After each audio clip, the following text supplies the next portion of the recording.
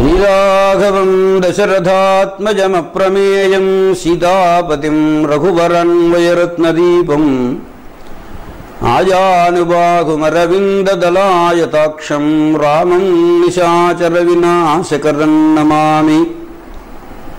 యత్ర యత్ర రఘునాథకీర్తనం తత్ర తత్ర కృతమస్తకాంజలిం బాష్పవారి పరిపూర్ణలోచనం మారుతిం నమత రాక్షసాంతకం. అజ్ఞానాం జాహ్నవీతీర్థం విద్యాతీర్థం వివేకినాం సర్వేషాం సుఖదం తీర్థం భారతీతీర్థమాశ్రయే. అంజనానందనం వీరం జానకీ శోకనాశనం కపీశవక్షహంతారం వందే లంకా భయంకరం. ఆంజనేయ పూజితశ్చేత్ పూజితా సర్వదేవతా. ఒక్క ఆంజనేయ స్వామిని పూజ చేస్తే సమస్త దేవతలను పూజ చేసినటువంటి సత్ఫలం కలుగుతుంది అని శాస్త్రం చెబుతున్నటువంటి ప్రామాణికమైన వాక్యం.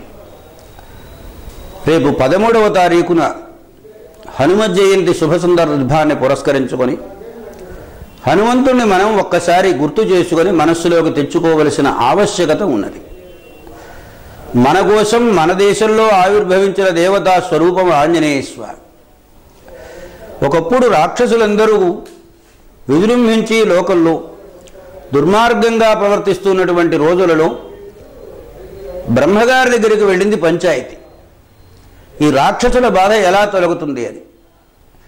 సకల దేవతాంశలతో కపీశ్వరుడు ఆవిర్భవిస్తాడు, అతడి వలన ఈ లోకంలోని రాక్షసుల బాధలు తొలగుతాయి సుమా అని బ్రహ్మగారు ఆదేశం ఇచ్చారు. వెంటనే మీకు దేవీ భాగవతంలో అమ్మవారి స్వరూపం ఎలాగైతే ఆవిర్భవించిందో అదే పద్ధతిలో ఆంజనేయ స్వామికి సంబంధించిన తేజస్సు ఒక ముద్దగా దేవతలందరి తేజస్సుల్లో ఏకీకృతమై ఉన్నది. కొంచెం కాలం అంతరం ఉండడం చేత ఈ తేజస్సును ఎక్కడ ఉంచాలి అని ఒక ప్రశ్న వచ్చింది. పరమేశ్వరుడు కాబట్టి ఆయన దగ్గర ఉంచుదాము అని వాళ్ళందరూ దేవతలు నిర్ణయం చేశారు. ఆ తేజస్సు శంకరుని యొక్క హృదయంలో ప్రవేశించింది. కాలాంతరంలో చాలా కాలం అయిన తర్వాత ఆంజనేయ స్వామి ఆవిర్భవించవలసిన కారణం సందర్భం ఏర్పడినప్పుడు మతంగ మహర్షి వారు తన దగ్గరకు వచ్చి సంతానాపేక్షను కోరినటువంటి అంజనాదేవికి ఉపదేశం చేశారు. అంజనాదేవి కేసరి అనేటువంటి వానరుడు ఇద్దరూ కూడా దంపతులు ప్రార్థన చేసిన ఆమెకు అభయం ఇచ్చాడమ్మా, నీవు తిరుమల కొండలలో ఉన్నటువంటి ఆకాశగంగా తీర్థం దగ్గర తపస్సును ఆచరించు అని. సరే, అక్కడ ఆకాశగంగా తీర్థంలో అంజనాదేవి తపస్సు చేసింది. ఇవాళకి కూడా మనకు అక్కడ నిదర్శనాలు అంజనాదేవి యొక్క విగ్రహము, పూజ, పురస్కారం ఇవన్నీ జరుగుతూ ఉన్నాయి, ప్రత్యక్ష నిదర్శనం. 12 సంవత్సరాల తపస్సు చేసింది ఆమె అత్యుగ్రంగా. ఆ చేసినటువంటి తపస్సునకు అంటే ఒక నియమం, తపస్సు అంటే వేరే ఏం లేదు, మనసశ్చ ఇంద్రియాణాంచ ఐకాగ్ర్యం పరమం తపః. మనస్సును ఇంద్రియములను ఏకాగ్రం చేసి ఉంచడం అనకే తపస్సు అని పేరు. ఒక ప్రత్యేకమైన నియమాన్ని పెట్టుకొని మధ్యాహ్న సమయంలో మాత్రము అప్పుడు లభించిన ఆహారాన్ని స్వీకరించి ఆ రోజుకి ఆహారం స్వీకరించక మరుసటి రోజు మళ్ళీ తపస్సును ప్రారంభించి మధ్యాహ్న సమయం వరకు ఎదురు చూస్తూ ఉంటుంది. మధ్యాహ్న సమయంలో మళ్ళీ ఏదో ఒకటి లభిస్తుంది, తింటుంది. ఇది గ్రహించినటువంటి వాయుదేవుడు రోజు ఒక పండు ఆమె సమీపంలో ఉండేటట్లుగా ఏర్పాటు చేశాడు. ఈ ఫలము దైవం ఇచ్చిందనే ఆ ఫలాన్ని స్వీకరించేది. కొంతకాలం అయిన తర్వాత పరమేశ్వరుని నుండి అగ్నిహోత్రునకు, అగ్నిహోత్రుని నుండి తనకు లభించినటువంటి ఆ సకల దేవత తేజపుంజం రుద్రవీర్యం ఏదైతే ఉన్నదో దానిని ఆ పండులో నిక్షేపం చేసి వాయుదేవుడు ఆమె ఎదుట ఉండేట్లుగా చేశాడు. మామూలు రోజు వచ్చే పండే అనుకున్నది ఆ రోజు కూడా పండును స్వీకరించింది. తపస్సును ఆచరిస్తూ ఉండగానే గర్భచిహ్నాలు కనపడ్డాయి. నేనేమిటి భర్తృ సంయోగం లేకుండా ఒంటరిగా ఉన్నటువంటి దాన్ని, తపస్సు చేసుకునేటువంటి దాన్ని, నాకు గర్భం రావడం ఏమిటి అని ఆశ్చర్యపడి మతంగ మహర్షి వారి దగ్గరికి వెళ్ళిందయ్యా, ఇది పరిస్థితి చెప్పమని. అంటే అప్పుడు ఆయన చెప్పాడమ్మా, నీకు లోకోత్తరుడైనటువంటి మహావీరుడైన కుమారుడు ఆవిర్భవిస్తాడు నీ గర్భంలో అని ఆశీర్వచనం చేశారు. ఇవాళ గోగర్భం కాదు, జాబాలి తీర్థం అనే పేరు కలిగినటువంటి ఒక మహాతీర్థం దగ్గర ఆంజనేయ స్వామి ఆవిర్భవించారు తిరుమల కొండలలోనే. అంటే సుమారుగా ఒక 4-5 కిలోమీటర్ల దూరం ఉంటుంది ఈమె తపస్సు చేసినటువంటి చోటునకు స్వామివారు ఆవిర్భవించినటువంటి చోటు.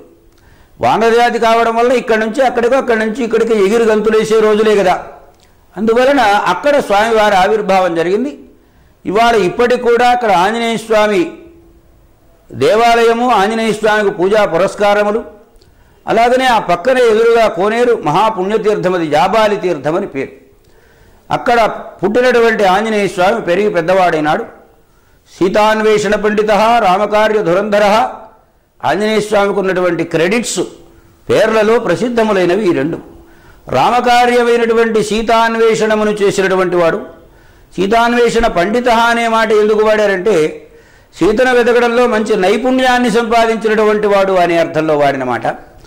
సీతాన్వేషణం చేసి రామచంద్రమూర్తికి చెప్పి మహావిక్రమాన్ని ప్రదర్శించినటువంటి వాడై రామునకు సీతను అప్పగించేంత వరకు కార్యాన్ని నిర్వహించినటువంటి వాడు ఆంజనేయ స్వామి. కనుక సకల దేవతా తేజస్సులతో ఆవిర్భవించిన వాడు కనుక ఒక్క ఆంజనేయ స్వామికి పూజ చేస్తే సకల దేవతలకు పూజ చేసినట్లవుతుంది అని శాస్త్రం చెప్పడంలో ఉన్న ఔచిత్యం అది.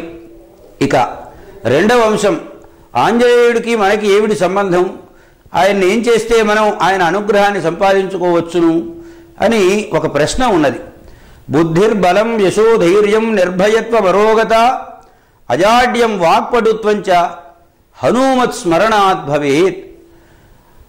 బుద్ధి కలుగుతుంది, బలం కలుగుతుంది, యశ కీర్తి కలుగుతుంది, ధైర్యం కలుగుతుంది, నిర్భయత్వం భయం ఏదైనా ఉంటే తొలగిపోతుంది, అరోగత రోగబాధలున్న వాళ్ళు దాని నుండి విముక్తులవుతారు, అజాడ్యం కొంచెం మందపుతనముతో ఉన్నటువంటి వాళ్ళు ఆ మాంద్యాన్ని పోగొట్టుకుంటారు, వాక్పటుత్వంచ వాక్ సామర్థ్యం ఏర్పడుతుంది.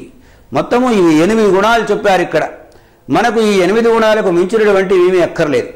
యోగశాస్త్రంలో అణిమా మహిమా చైవ లఘిమా గరిమా తథా ప్రాప్తి ప్రాకామ్య మీషిత్వం వసిత్వంచ అష్టసిద్ధయ అని అష్టసిద్ధులను గురించి చెప్పారు.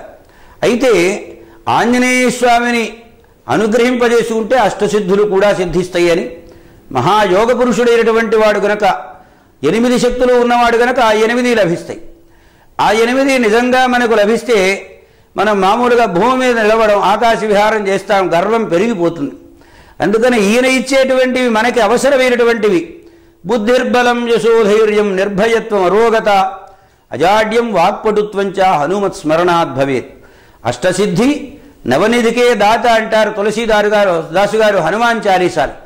అందువలన అష్టసిద్ధులంటే మనకు కావలసిన మనకు ఉపయోగపడేటువంటి సిద్ధులు బుద్ధి. అయితే ఇక్కడ ప్రశ్న ఉన్నది, ఏమండి బుద్ధి లేని వాళ్ళ ఏమిటి మానవులందరూ ఇంత తేలిగ్గా అంచనా వేసి చేస్తున్నారు, ఆంజనేయుడికి దండం పెడితే తప్ప బుద్ధి రాదా అని. బుద్ధి ప్రతి వాళ్ళకి ఉంటుంది, కానీ మన పెద్దవాళ్ళు ఓ మాట అంటుంటారు, బుద్ధి లేనివాడా అంటారు. అంటే ఏమిటన్నమాట, వీడికి బుద్ధి లేదనేగా అర్థం. బుద్ధి లేదంటే ఏ రకమైన బుద్ధి కలగాలి? మనస్సు సంశయాత్మకం మనః. మనస్సులో ఆలోచనలు ఈ క్షణంలో ఉంటాయి, మరుక్షణంలో మార్పు చెందుతూ ఉంటాయి. ఆ స్థితికి మనస్సు అని పేరు. కానీ నిశ్చయాత్మిక బుద్ధి అంటే నిశ్చయమైనటువంటి స్థిరత్వాన్ని ఏర్పరిచేటువంటి బుద్ధి ఏదైతే ఉందో దానికి బుద్ధి అని పేరు.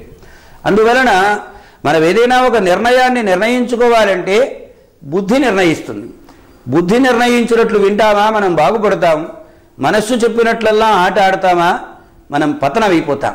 కనుక మనస్సును నిగ్రహించి బుద్ధివృత్తిని ప్రేరణం చేయాలి. అదే మన గాయత్రి మహామంత్రంలో కూడా ధియో యో నః ప్రచోదయాత్ అంటారు. మనలో ఉన్నటువంటి సద్బుద్ధులన్నింటినీ కూడా ప్రేరణం చేసేది. ఇక్కడ బుద్ధి అన్నదానికి అర్థం ధర్మానుకూల బుద్ధి. మనం ఏ పని చేసినప్పుడైనా గుండె మీద చేయి వేసుకొని ఇది మంచి పనా చెడ్డ పనా అంటే మంచి పనో చెడ్డ పనో వెంటనే సమాధానం వచ్చేస్తుంది. దానికి మనం పెద్ద ఎక్కువ శ్రమ పడవలసిన అవసరం లేదు. కాకపోతే మనస్సు చెప్పిన మాట వింటాం కాబట్టి దాన్ని నొక్కేసి ఆ సన్నిశ్చయాన్ని దుర్నిశ్చయంగా మార్చుకొని మనం ఇష్టం వచ్చినట్లుగా ప్రవర్తిస్తూ ఉంటాం. కానీ ధర్మమునకు అనుకూలమైన బుద్ధి అది ఆంజనేయ స్వామిని స్మరణం చేసినంత మాత్రం చేత మనకు లభిస్తుంది. బలం కేవలం ఉత్తమ నిర్ణయాలు చేసుకోగానే సరికాదు, చేసుకోవడానికి కావలసిన శారీరకమైనటువంటి దార్ఢ్యం బలం కావాలి. కాబట్టి ఆంజనేయుడిని స్మరణం చేస్తే మనకు సత్కార్య నిర్వహణానురూపమైన తగినటువంటి యోగ్యమైన బలము ఏర్పడుతుంది. యశః దైవకార్యాలలో నిమగ్నమై ధర్మకార్యాలు చేస్తున్నాం అనుకోండి, ధర్మాన్ని అనుసరించాడనే కదా రామో విగ్రహవాన్ ధర్మ అన్నారు. అందువలన మంచి పేరు కూడా వస్తుంది. ఆయనకేమండి మహానుభావుడు ధర్మకార్యాలు చేస్తున్నాడంటారు. కనుక బుద్ధి బలం యశః ధైర్యం. ధైర్యం అంటే కేవలము శారీరకమైన బలం మాత్రమే మనం కార్యసాధనానికి ఉపయోగించలేం. దానితో పాటుగా బుద్ధికి సంబంధించినటువంటి బలం కూడా ఉండాలి. దానికి ధైర్యం అనేటువంటి పేరున్నది. బుద్ధి బలం యశః ధైర్యం నిర్భయత్వం. మనకి ఏదైనా పని చేసేటప్పుడు ఒకప్పుడు మధ్యలో ఉన్నట్లుండి ఈ పని మనం చేయగలమా చేయలేమా భయపడుతూ చేస్తాం. కానీ ఆంజనేయ స్వామిని స్మరణం చేసి గనక పనిని ప్రారంభిస్తే ఆంజనేయ స్వామి చేస్తాడు, మనమేమిటి చేసేది? ఆ రకమైనటువంటి మనోదార్ఢ్యం ఏర్పడుతుంది. నిర్భయత్వం భయం అనేటువంటి తొలగిపోతుంది. అరోగత మీకు తెలుసు, చిన్నతనంలో పసిపిల్లలకి ఏదైనా జడుపు జ్వరాల వంటివి వస్తే వాడు ఏదో ఆటలో పాటలో ఆడుతూ ఉంటాడు. జడుపు జ్వరం తెచ్చుకుంటాడు, ఇంటికి వచ్చి మంచాన్ని అంటుకు పడుకుని ఉంటాడు. అప్పుడు అనేవాళ్ళు శ్రీయాంజనేయం ప్రసన్నాంజనేయం ప్రభాదివ్యకాయం ప్రకీర్తిప్రదాయం భజే వాయుపుత్రం భజే వాలగాత్రం భజేహం పవిత్రం భజే సూర్యమిత్రమని ఆంజనేయ స్వామి దండకాన్ని చదువుతూ కాస్త విభూతి ముఖాన పెట్టి అరచేతితోటి వెన్నుపూస మీద నిమిరేవాడు. తెల్లవారేటప్పటికి వాడికి ఆ రోగమంతా తొలగిపోయి జడుపు జ్వరాలు పోయి ఎగురు గంతులేస్తారు. భూత ప్రేత పిశాచాది బాధలను అన్నింటినీ కూడా తొలగించగలిగినటువంటి వాడు, వాటి వలన వచ్చిన రోగములనన్నింటినీ తొలగించేటువంటి వాడు. మానసికమైన రోగములే ఈ భూత ప్రేత పిశాచముల వంటివి. అవన్నింటినీ కూడా ఆంజనేయ స్వామిని స్మరించడం చేత అత్యంత సులభతరంగా అవి తొలగిపోతాయి. అజాడ్యం, మా పిల్లవాడు ఒత్తు నాదండి, మందంగా ఉంటాడు, వాడికి సరైన చురుకుదనం లేదండి అంటూ ఉంటారు. అటువంటి చురుకుదనం ఆంజనేయ స్వామిని స్మరణం చేస్తే వస్తుంది. అజాడ్యం వాక్పటుత్వంచ. ఇక మనం ఏదైనా ఒక మాట మాట్లాడితే ఆయన నోటి వెంట ఒక మాట వచ్చిందంటే ఆ పని అయిపోతుందండి అంటారు. దానికి వాక్పటుత్వము అని పేరు. దీనికే మనకు బ్రాహ్మణాశీర్వచన రూపమైనటువంటి మార్కండేయ ఉపాఖ్యానంలో చాలా స్పష్టంగా చెప్పారు. సప్తమహర్షుల యొక్క ఆశీర్వచన బలం చేత 16 ఏళ్లు బ్రతికేటువంటి మార్కండేయుడు సుమారుగా 7 కల్పముల కాలం బ్రతికేటువంటి అవకాశం ఏర్పడింది. బ్రాహ్మణ వాక్కునకు అంతటి బలం ఉంది అని. అలాగనే ఆంజనేయ స్వామిని స్మరించినటువంటి వాళ్ళకు కూడా వాగ్బలం ఏర్పడుతుంది. దానిని సూచన చేస్తూ చెప్పినటువంటి శ్లోకమే బుద్ధి బలం యశో ధైర్యం నిర్భయత్వం అరోగత అజాడ్యం వాక్పటుత్వంచ హనుమతు స్మరణాద్ భవేత్. స్మరణ మాత్రం చేతిరే ఇంత శక్తి ఇవ్వగలిగినటువంటి వాడికి ఆయన్ని నిజంగా మనస్సు విప్పి ఆరాధన చేస్తే ఆయన ఇవ్వనిదంటూ ఉంటుందా? ఓ సందర్భంలో ఆయనే అంటారు, మీరు ఏదైనా కావాలంటే నన్ను అడగండిరా, రాముణ్ణి అనవసరంగా శ్రమ పెట్టొద్దు. ఒక మోక్షం కావాలంటే రాముణ్ణి అడగండి, మిగిలిన చిన్న పనులు ఏవైనా ఉంటే నా దగ్గరికి రండి, నేను ఇవ్వకపోతే కదా.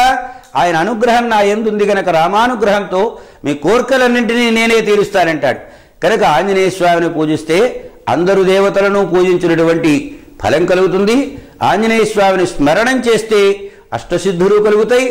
కనుక ఆంజనేయ స్వామిని జన్మతిథి సందర్భంగా ఒక్క పర్యాయం మనసారా స్మరణం చేయడం, స్మరణంతో పాటుగా అర్చనం అనేది దేవతలకు చాలా ముఖ్యమైనటువంటిది. పూజనం చేయమని చెప్పారు కదా, అందువలన ఆంజనేయ స్వామిని ఏ ద్రవ్యాలతో పూజ చేస్తే ఆయన ఎక్కువ సంతోషపడతారు అని. మనకి మామూలుగా లోకల్లో తమలపాకులతో ఆంజనేయ స్వామిని అర్చనం చేసే విధానం ఉంది. నాగవల్లి దళములంటే తమలపాకులంటే ఆంజనేయ స్వామికి అమితమైన ప్రేమ. అలాగే అరటిపళ్ళు నైవేద్యం, ఇందులో కూడా ఒక విశేషం ఉంది. ఆంజనేయ స్వామికి హనుమాన్ పంచసంఖ్యయ అని 5 సంఖ్య కలిగినటువంటి అరటిపళ్ళను నైవేద్యం పెట్టమని. కొబ్బరికాయలు కొడితే 5 కొబ్బరికాయలు కొట్టాలి, అరటిపళ్ళు అయితే 5 అరటిపళ్ళను నైవేద్యం పెట్టమని.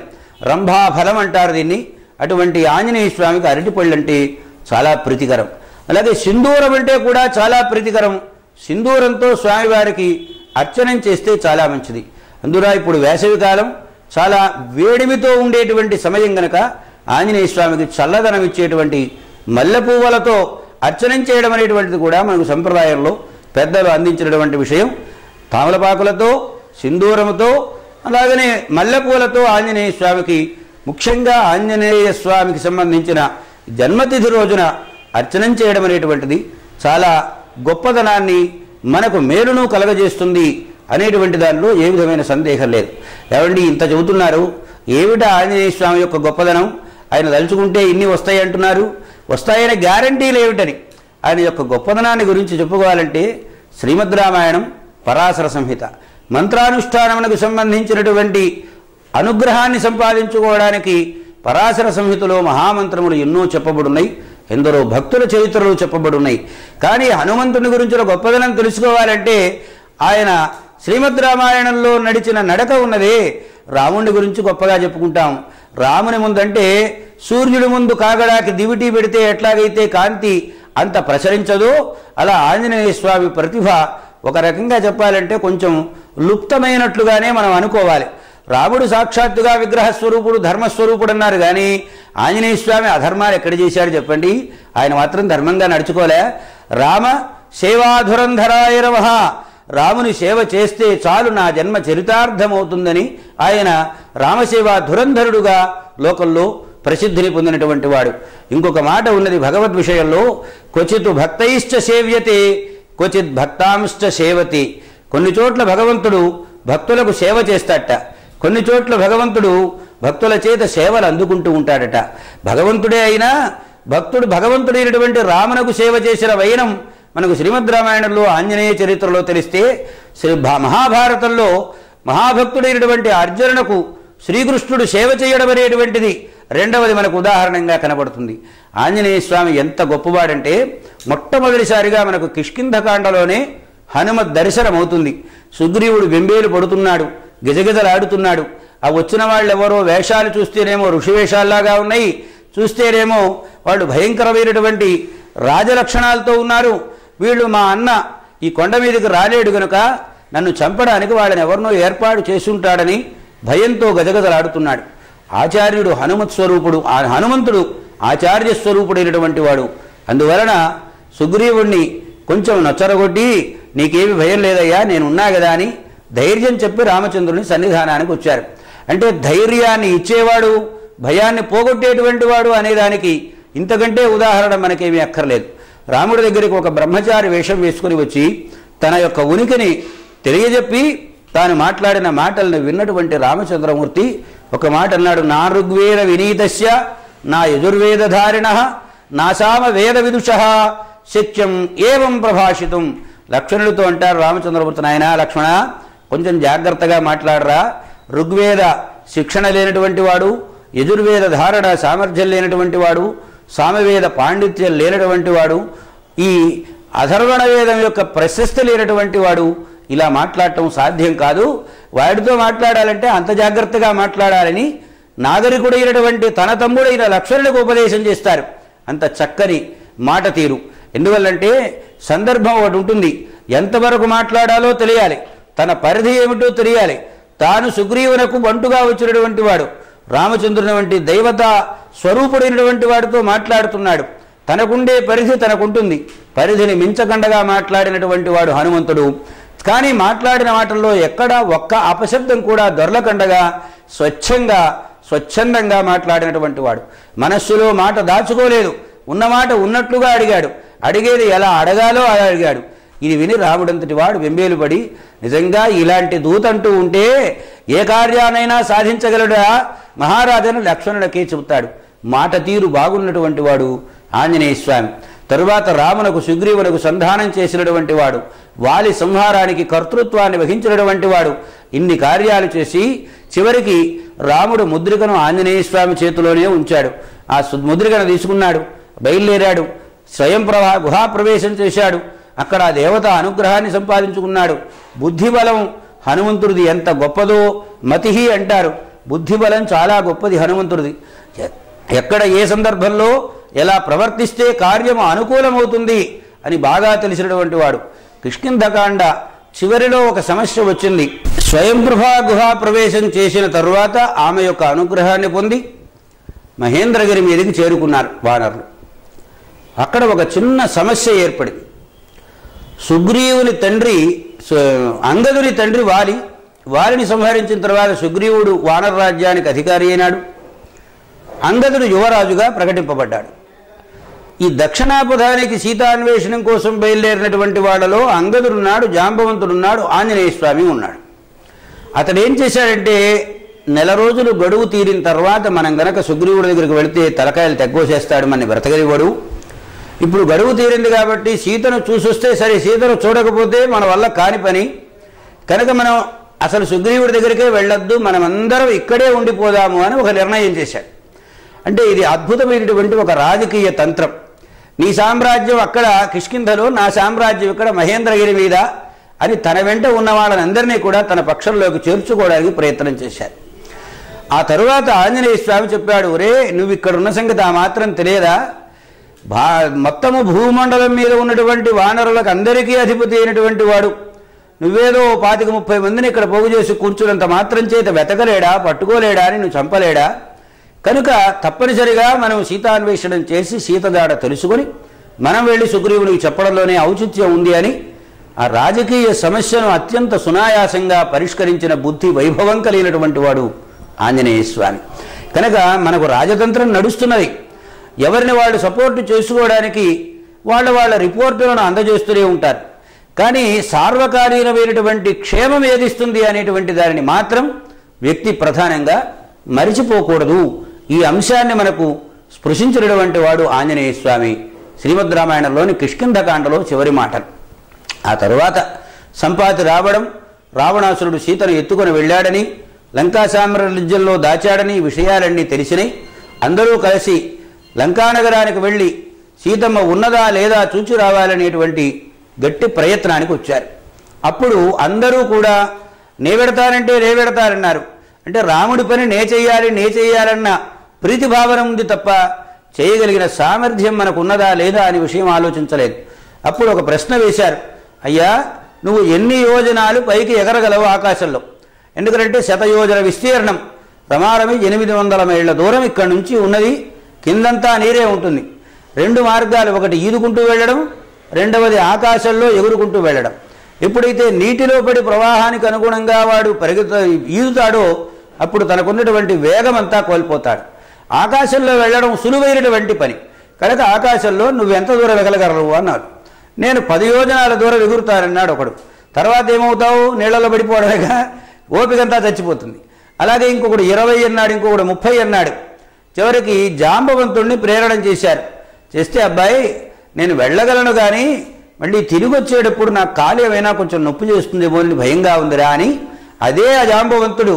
ఎంతంటే జాంబవంతుడు వృక్షజాతికి సంబంధించినటువంటి వాడు, ఎలుగు వంటి ఆయన వామనమూర్తిగా శ్రీ మహావిష్ణువు అవతరించిన సందర్భంలో భూమండలం అంతా 3 పర్యాయములు ప్రదక్షిణం చేసి వామనమూర్తి యొక్క ప్రసిద్ధిని, కీర్తిని విఖ్యాతి చేసినటువంటి మహానుభావుడైనటువంటి వాడు అజాంబవంతుడు.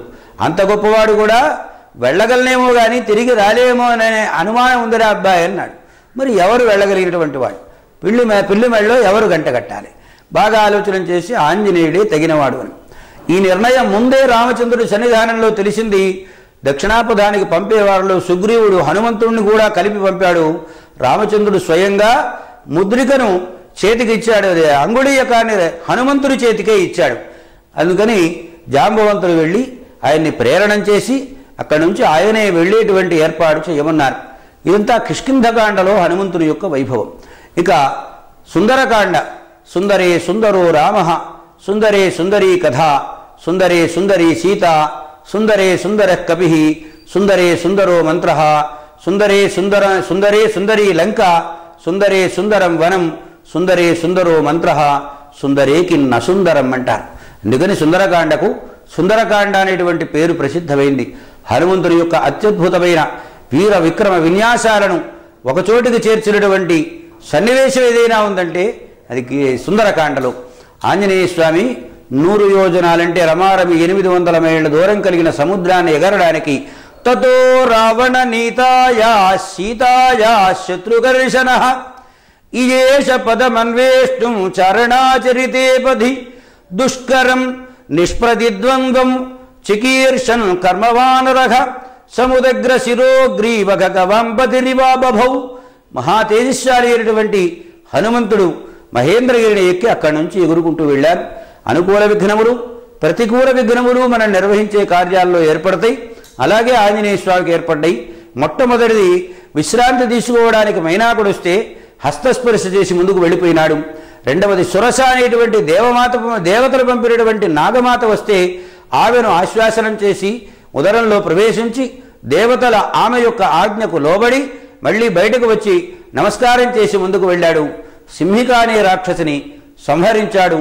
శతయోజన విస్తీర్ణ లవణ సముద్రాన్ని సునాయాసంగా లంఘించినటువంటి వాడి లంకా ద్వీపానికి చేరాడు. త్రికూట పర్వతాన్ని అధిష్ఠించాడు. లంకలో గాలించాడు. చతురంగుళ మాత్రోపి నావకాశస్స విద్యతే. 4 అంగుళాల చోటు కూడా లేదట సీతను వెతకని చోటు హనుమంతుడు. అలా వెతికినటువంటి ఆంజనేయ స్వామి ఆ లంకిణిని సంహారం చేశాడు. సీత అన్వేషణం చేశాడు. సీత ఉన్నటువంటి అశోకవనానికి చేరాడు. ఇక్కడ ఒక సందర్భంలో మనం ఒకటి గుర్తు చేసుకోవాలి. మానవునకు బలం ఉంటుంది. ఆ బలమే అన్నింటినీ సాధిస్తుందని అనుకుంటాం. దైవే బలే దుర్బలే అని ఒక న్యాయశాస్త్రం ఉంది. అంటే దైవబలం కూడా నీకు అనుకూలించినప్పుడు నీవు ఏ కార్యమైనా సాధించగలవు. దైవబల అనుకూల్యానికి నీ ప్రయత్నం నీవు చెయ్యాలి అనేటువంటి మాట. అందుకనే షడ్భిర్ మనుష్యేత్నయిస్తూ సప్తమం దైవ చింతనాత్. షడ్భి అన్నదానికి ఏమిటంటే 6 పాళ్ళు మానవుడి ప్రయత్నం ఉండాలట. అంటే నీ ఆలోచన, కన్నులు, ముక్కులు, చెవులు, నోరు, ఈ జ్ఞానేంద్రియములన్నీ ఆ పనియందు నిమగ్నమై ఉండాలి. ఇక్కడికి 5 అవుతాయి. 6వది మనస్సు. ఏదైనా మనస్సు పెట్టి చేయరా అంటారు. అంటే మనస్సు పెట్టి చేయడం అంటే చూచేది మనస్సు పెట్టి చూడాలి, మాట్లాడేది మనస్సు పెట్టి మాట్లాడాలి, తినే ఆహారం మనస్సు పెట్టి తినాలి, వినే మాట అది మనస్సు పెట్టి చేయాలి. అందుకని ఇవి మొత్తము జ్ఞానేంద్రియములు 5. 5తో పాటుగా ఈ 6వది మనస్సు. షడ్భిగి మనుష్యయత్న ఇస్తూ అంటే నీది పూర్ణమైనటువంటి ప్రయత్నం ఉంది. అప్పుడు దైవం అనుకూలించలేదు. దైవానుకూల్యం కూడా కావాలి. అందుకని ఆంజనేయ స్వామి కోటగోడ మీద కూర్చొని ఒక మాట అనుకున్నాడు. నమోస్తు రామాయ సలక్ష్మణాయ దేవ్యై చ తస్యై జనకాత్మజాయై నమోస్తు రుద్ర ఇంద్ర యమ అనిలేభ్యః నమోస్తు చంద్రార్కమరుద్గణేభ్యః. ప్రకృతిలో మనం ఎవరెవరినైతే దేవతా స్వరూపాలుగా భావిస్తున్నామో, ఇష్టదైవతంగా మనం ఎవరిని భావిస్తున్నామో ఆంజనేయునికి ఇష్టదైవం రామచంద్రమూర్తి గనక రామునకు నమస్కారం, లక్ష్మణ సమేతుడైన రామునకు నమస్కారం, సీతమ్మకు నమస్కారం అని ఇంకా ఇతర ప్రకృతిలోని దేవతలందరికీ కూడా నమస్కారం చేసి సీతను చూచాడు. సీతతో మాట్లాడాడు. సీతమ్మకు ధైర్యం చెప్పాడు. తాను తెచ్చిన అంగుళీయకాన్ని ఇచ్చాడు. అమ్మవారు కళ్ళకద్దుకొని ఆ అంగుళీయకాన్ని రాముణ్ణి చూచిన అనుభూతిని చెందింది. చివరికి ఆమె దగ్గర సెలవు తీసుకుని 4 అడుగులు యువతలకు వచ్చారు. ఏదో కొంచెం పనున్నదే అల్పశేష విధం కార్యం. బుద్ధిలో అప్పుడప్పుడు ప్రసరించేటువంటి ధర్మానుకూలములైన ఆలోచనల స్థితులు ఎలా ఉంటాయి అనేది మనకు హనుమంతుని పాత్ర ద్వారా మనకు సుందరకాండలో ఇంకా రామాయణంలో అనేక సందర్భాలలో మనకు వివరించి చెప్పడం జరిగింది. ఆంజనేయ స్వామి కొంచెం చిన్న పని ఉంది అనుకున్నాడు. ఏమిటా పని అని. దుర్మార్గుడైనటువంటి రావణాసురుడు సీతను తీసుకుని వచ్చి అపహరించి ఇక్కడికి తీసుకొచ్చాడు. ఈ వనంలో దాచిపెట్టాడు.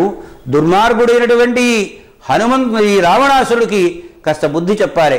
ఇంత అందమైన సుందరమైనటువంటి ఓషధీయుతమైనటువంటి వనం ఇతర అధీనంలో ఉండడం ఏమిటి అని ముందు అశోకవనాన్ని విధ్వంసం చేశాడు.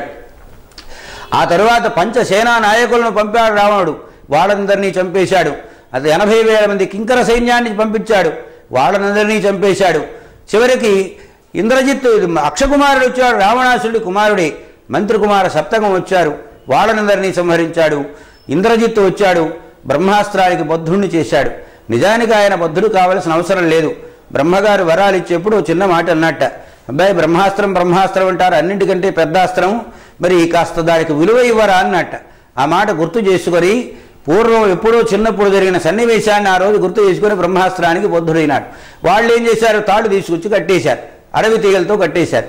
దాంతో ఈ బ్రహ్మాస్త్రం కాస్త విముక్తమై దాని దారిని అది వెళ్ళిపోయింది.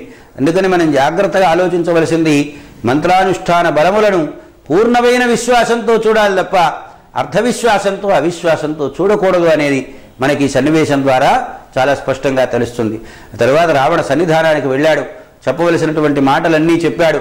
చివరికి ఒక మాట అన్నాడు. బ్రహ్మా స్వయంభూశ్చతురాననోవా రుద్రస్త్రినేత్రస్త్రిపురాంతకోవా ఇంద్రో మహేంద్ర సురనాయకోవా త్రాతుం నశక్తాయుధి రామవధ్యం.